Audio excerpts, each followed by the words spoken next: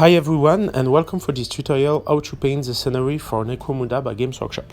This tutorial is a little bit special because it's in partnership with the French YouTube channel Dingues de Jeu, who show some friends who play some miniatures game.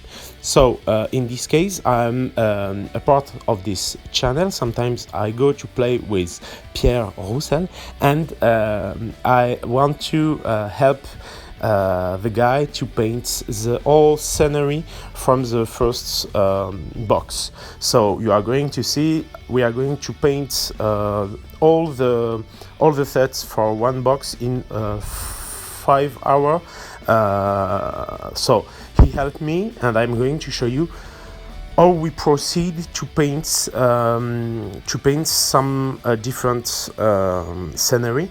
And I'm not going to show you all the different painting sets, but just I'm going to focus on some parts just to show the steps we do on the different elements.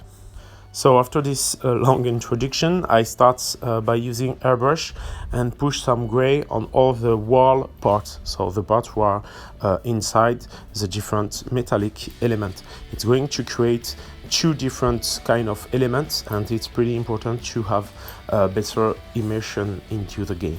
So after that, I come back with some coffee color from Pro Color, and I push a lot of shadow into all my metallic parts. And after that, I'm going to remove with my finger or with Q-tip a little bit of my paint just to show more volume on the miniatures. I'm going to use some very strong and some very rushing method of paint because I painted with Pierre and he showed me how to paint quickly some scenery. So that's pretty cool, and in this way we exchange. So as you can see, I make it again and again on the different elements. That's pretty quick.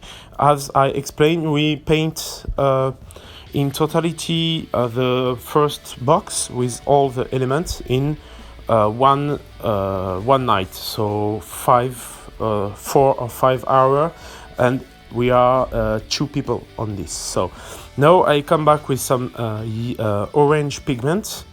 You can find it in different color, but the pigment I use more strong orange, I find, and I push the pigment. As you can see, there are different elements, so I show you on the different kind of elements you can find in the box.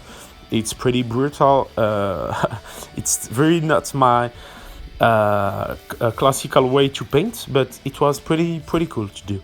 So I push again my pigment into the recesses, and I push this very diluted, and after that I'm going to make the same things with my finger or with a Q-tip. I'm going to remove all the excedents, and I focus. When I remove the excedents, I make it in first time on every edges, and on very the more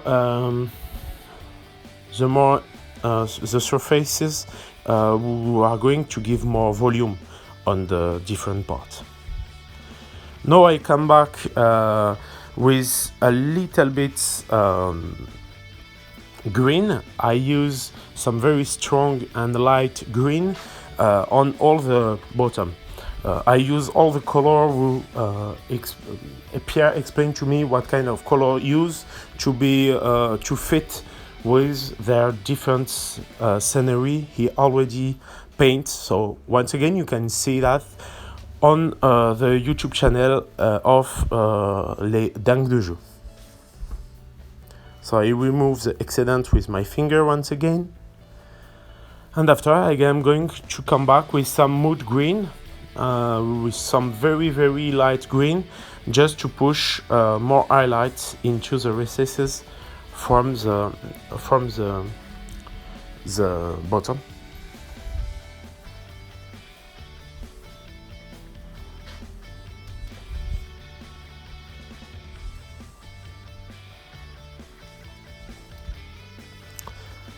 The green used with the orange is going to create a good dimension to the minis, so that's always welcome. with airbrush it's more easy to have more and more contrast, so don't hesitate after using airbrush. You can come back with some brush to push more and more contrast. I come back with a little bit white to push highlights on all the wall parts, so that's going to fix and to push again my distinction between the two different elements, the wall element in stone and the metallic element. After that, I come back with a very dark brown just to create my battle damage. I use some elements you can find in the blister sometimes, just to put this small impact everywhere. And now I push a little bit layer of dark brown just to create more life element.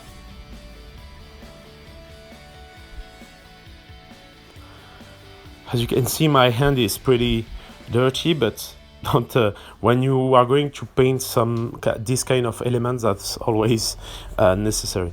I start by using my white color to push my OSL, other source lightning elements, just to show that the highlight from the element is going to go on the scenery. And after I come back just to create some freehand directly with my brush. When you create some freehand, don't hesitate to dilute a lot your color and to be sure you have in the reservoir of your brush some water, to be sure you are going to have always a brush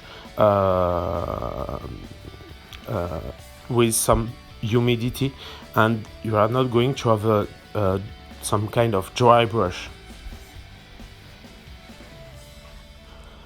So here is the result. So I really hope you enjoyed this tutorial. Don't hesitate once again to take a look to the Les Dingues de Jeu channel and post in the comments if you want more English game.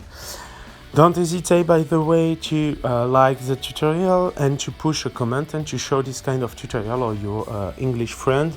That will help me to increase the audience of my channel. Don't hesitate to take a look to my Patreon, so you can see more and more content in pre-release. And see you soon for the next tutorial. Bye bye.